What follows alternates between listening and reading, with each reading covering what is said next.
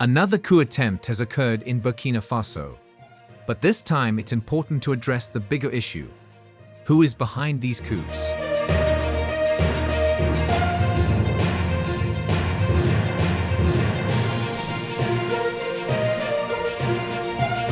People are now openly asking the authorities and the populace who is organizing these coups. Burkina Faso levels a serious charge against France, claiming to have supporting documentation. Captain Ibrahim Traore, the head of Burkina Faso's armed forces, reportedly has proof that France is orchestrating instability against his nation. It makes sense. We're all pretty sure of our ideas. President Traoré has often pointed fingers and said that attempts are being made by the West to destabilize the nation. These initiatives seem connected to the most recent coup attempt. But is this really the work of the West? If so, why exactly is still a mystery. Let's investigate. As they say, lightning doesn't strike the same spot twice. But coup attempts appear to be an exception for President Ibrahim Traoré of Burkina Faso. His leadership has been targeted 5 times in the last 2 years for attempts to topple it. While the attempts always end in failure, it is therefore crucial to inquire as to who is organizing these ceaseless schemes to destabilize a country that is vehemently defending its sovereignty. What is it about President Ibrahim Traoré that is so dangerous for Western interests? Is a question we must first ask in order to completely understand why Burkina Faso has become the focus of such persistent attack. Why are we talking about Western interests, you must be asking. The reason for this is that Traoré has often stated that plans are being made by the West, particularly France, to harm Burkina Faso. The military administration of Burkina Faso claims that these coups are supported by the West. It's what they're saying. Furthermore, as you may recall, Ibrahim Traoré charged France of conspiring with its neighbors to undermine Burkina Faso. Everyone is aware of their dislike for Traoré. It's crucial to find out why the West dislikes him. This will enable us to determine the potential perpetrator of this coup attempt. So why are Western countries pursuing President Ibrahim Traoré? Ibrahim Traoré, the president, is not your typical leader. He stands for a new generation of African leaders who are fearless, uncompromising, and unreservedly dedicated to upholding their people's sovereignty. With his ascent to power, Traoré made it clear that Burkina Faso would no longer be a pawn in the geopolitical chess game played by the West. Traoré, in contrast to his predecessors, has vehemently resisted outside intervention and stated unequivocally that Burkina Faso's riches will be used for its people, not to enrich international investors. His predecessors may have been happy to receive foreign help with conditions attached. Western interests have been directly offended by Traoré's domestic policy.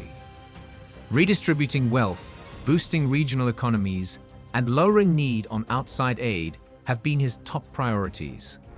Although the Burkinabe people embrace these measures, Western powers, who have been accustomed to African nations being dependent on their aid and support, view them as a danger. The West has long taken advantage of the notion of an impoverished and dependent Africa in order to further its own interests in geopolitics and economic gain. Most of the time, the West arm, empower, and finance oppressive governments in order to maintain them in power and continue to have access to Africa's resources. This is the main idea behind it. You know, all of this hypocrisy about democracy, openness, and other such Western ideas are just to protect Western interests. Traoré's growing popularity as a proponent of Pan-Africanism is another factor contributing to his target status.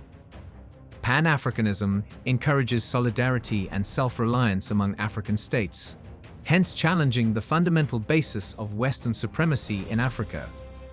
The neo-colonial systems that the West has painstakingly constructed over the years are directly threatened by this movement.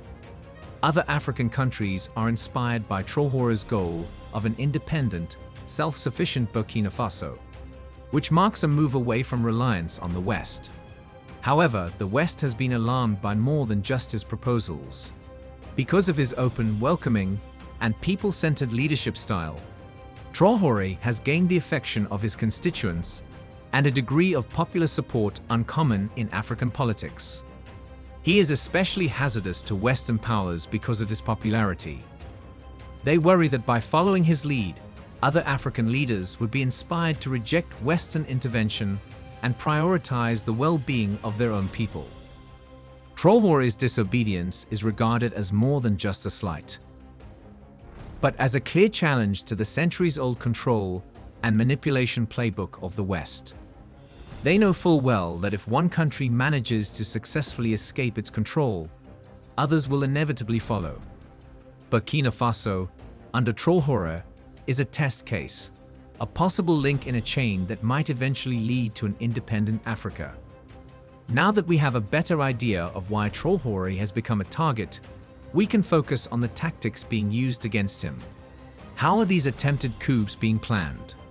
What does this indicate about the Western agenda in Africa as a whole?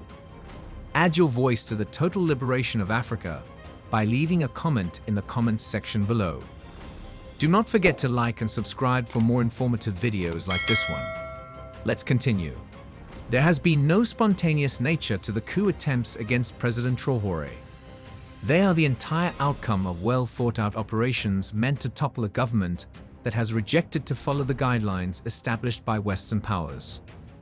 Multiple intelligence assessments and insider testimony indicate that these attempts are the product of a concerted effort that includes strategic disinformation, covert funding, and the exploitation of internal divides in the political and military spheres of Burkina Faso.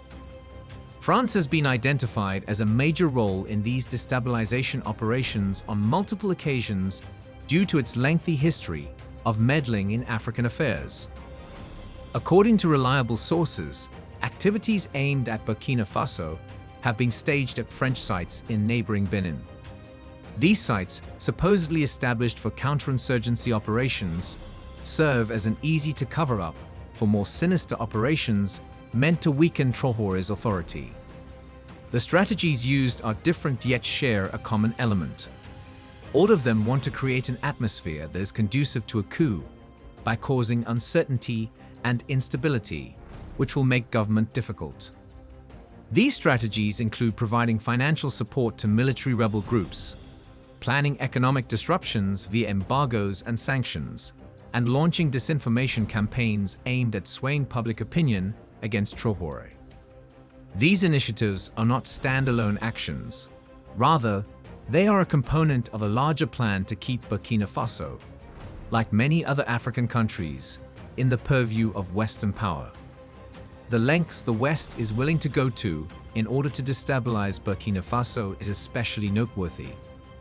There may have been attempts to use informants and saboteurs to penetrate Traoré's inner circle, according to recent papers leaked to foreign media. These strategies are a clear reminder that despite its rhetoric of democracy and freedom, the West is still prepared to use dubious means to further its objectives. They are right out of the Cold War playbook. Open letter from an economic hitman. John Perkins, the author of the book, was formerly employed by an ambiguous, opaque bank. This bank has never been heard of. The American State Department, the CIA, and the IMF came together to construct it in the 1950s. And its sole purpose was to indebt emerging nations that produced raw materials by lending them money. I control you as soon as you owe me money, all right? You see, despite having 4,000 workers, no one was aware of this bank. However, it would go to the nation that is making the loan. They were also executed if the president refused to take the debt. Additionally, he cites the assassinations of 2 presidents for refusing to take out the debt. You see, loan plays a crucial role in ensnaring the nation. However, the fact that these coup attempts have continued for so long may be the most telling indicator of Western meddling. Even though they failed several times, the pursuit of overthrowing Traoré is still ongoing. This implies a degree of desperation and apprehension that Burkina Faso's successful liberation from Western rule may spark a wave of resistance throughout the continent. The West is desperate to halt this trend at any costs because it is well aware of the decline in its influence in Africa. Examining the scope of Western meddling reveals that these initiatives involve more than just Burkina Faso. They are a component of a larger plan to uphold Western hegemony over Africa. However, how has Traoré been able to repel these constant assaults? How does he maintain his position of authority in the midst of such hardship? In a time when external factors may easily overthrow many leaders, President Ibrahim Traoré's tenacity is astounding. It is not by accident or force that he has been able to maintain his position of authority in the face of ongoing threats. Instead, it was a well-thought-out plan based on a thorough comprehension of the requirements of his people and his nation. First of all, Traoré has developed a solid, devoted base of support among Burkinabe citizens. His emphasis on national sovereignty and self-reliance has struck a deep chord with a populace that is tired of foreign meddling and exploitation. Traoré has shown a dedication to enhancing the quality of life for his people by supporting agricultural self-sufficiency, investing in regional enterprises, and placing a strong emphasis on healthcare and education. Because of the broad support he has received for this, it is now much more difficult for outside forces to topple his government.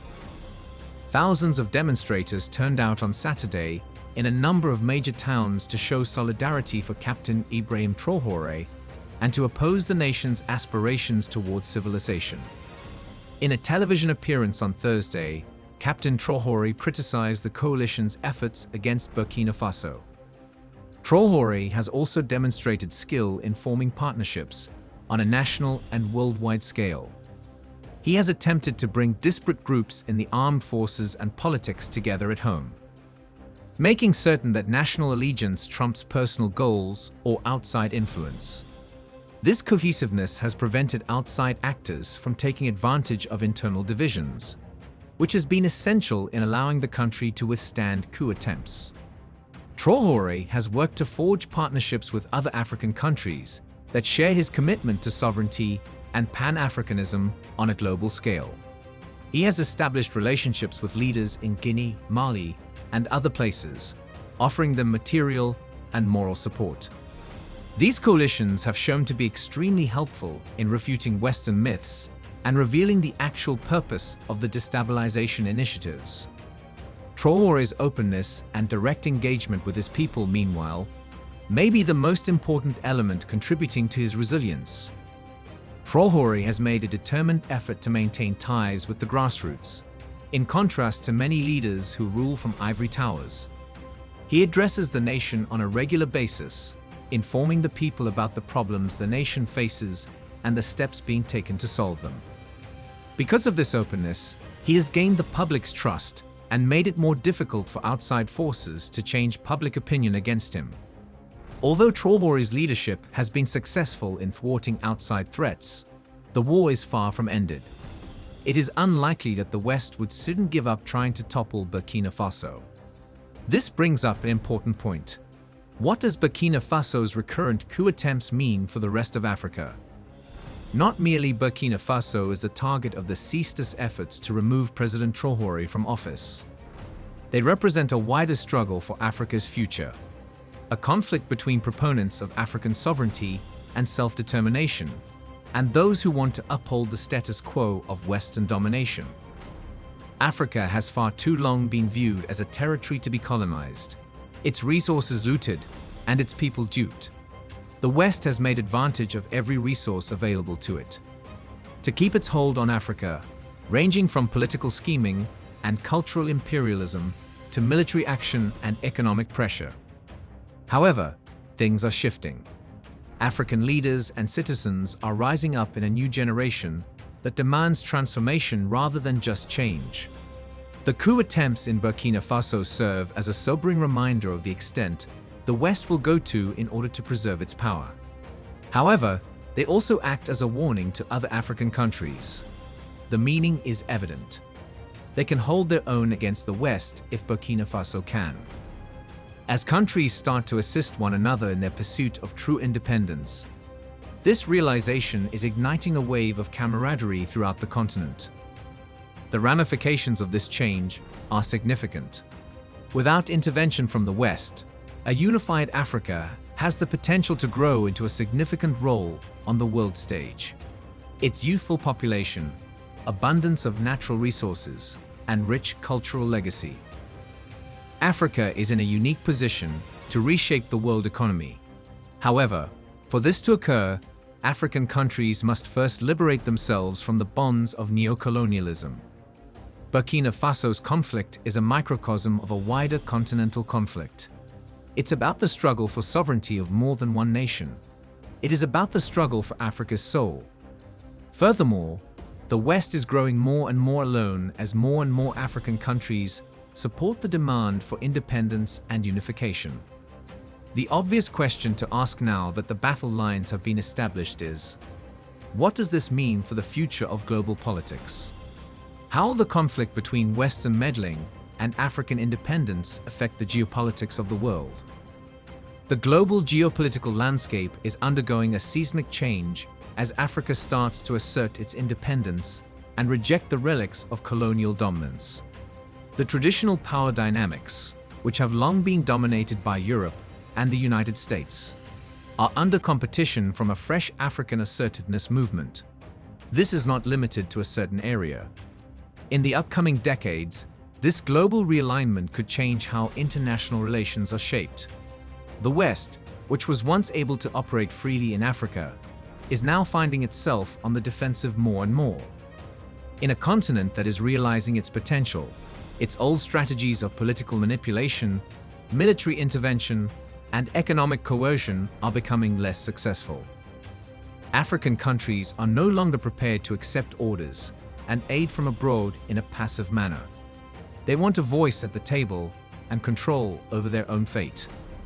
A new generation of African youth, more educated, more connected, and more conscious of their rights than ever before, is driving this new assertiveness. They are adopting a powerful, unified, and independent vision of Africa in place of the narratives that have been thrust onto them for decades. This mentality change challenges not just Western interests, but also the fundamentals of the international system. It's not unjustified for the West to be afraid of an independent, unified Africa. An Africa that is truly autonomous, unaffected by outside forces, and capable of harnessing its enormous resources for growth, presents a serious threat to the existing global power structure. It would signify the end of cheap resources, the end of unopposed geopolitical influence, and the start of a new period in which Africa plays a significant role in international affairs. But there are options available to the West. It is probably going to keep trying to split and destabilize Africa, using all the resources at its disposal to hold onto power. This entails lending financial assistance to opposing organizations, sponsoring misinformation operations, and applying economic pressure to compel conformity. But the more it uses these strategies, the more its hypocrisy is exposed, and the more it stokes the escalating hostility between African countries. The actors on the geopolitical chessboard are changing as well. Africa is progressively evolving from a pawn to a kingmaker. The traditional powers have been unnerved by this renewed aggressiveness, and it has also attracted the interest of new global players. China, Russia, and India are among the nations keeping a close eye on Africa, and frequently supporting African interests in opposition to the traditional Western hegemonies. The power dynamics of the 21st century may be altered by these new coalitions, posing opportunities and difficulties for Africa and the rest of the globe. The enormous natural resources of Africa, along with the strategic objectives of these new international entities, have the potential to drastically alter the balance of power. The formation of new blocs around a more assertive Africa may result in the old Western countries being more and more isolated. However, Africa faces difficulties in its way ahead. It has to be careful not to substitute one type of dependency for another while navigating these new alliances. Africa's future depends on its capacity to take use of these connections and make sure that the needs of its people are prioritized in any new collaborations or agreements. President Traoré's frequent efforts at coup are a national problem. They are a hot spot in a wider war going on around the world. They are the final, hopeless attempt by the West to hold onto a continent that is determined to choose its own path. The old strategies of deception and divisiveness are being exposed for what they are as Africa rises. Desperate attempts to hold on to a quickly disappearing past. There is currently no stopping Africa's ascent. Beyond a local conflict, Burkina Faso's future is at stake. In the global struggle for African freedom, it serves as a front line. Traoré's recurrent attempts at coups serve as a symbol of a larger, more subtle effort to maintain Western dominance over Africa. However, the conventional strategies are becoming less effective as Africa grows. The meaning is evident. Western nations will no longer use Africa as a playground. There is no going back now that the continent is prepared to take control of its own future. What do you think? The most recent failed coup attempt demonstrates how paranoid and desperate the West has become. Can they reject a leader such as Traoré? Why are Western communities not saying anything about this? Tell us what you think in the comments section below. We explore the rich history, culture, and the ongoing struggle for sovereignty in Africa. Join us in this important conversation by subscribing to our channel. By subscribing, you're not just staying informed, you're becoming part of a movement dedicated to reclaiming Africa's rightful place on the global stage. Hit that subscribe button and turn on notifications so you never miss an episode. Let's work together to spread knowledge and inspire change. Thanks for watching.